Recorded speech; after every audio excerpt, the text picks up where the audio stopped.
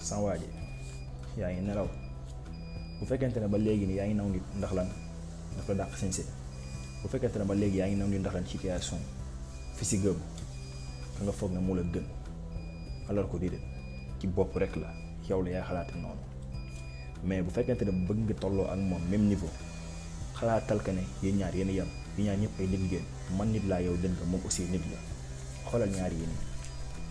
ñaari 2000 francs yi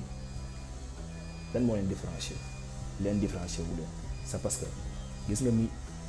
2000 francs bii nii li muy tilim ak li muy nooy même valeur la am que 2000 francs bi dara différencier wu leen il faut tamit nga jàpp sa bopp comme 10 000 francs bii nii malgré nit ku nu mën a mel situation nu mën a mel physique nu mën a mel endroit am nu mën a mel restel doon bii nii que bii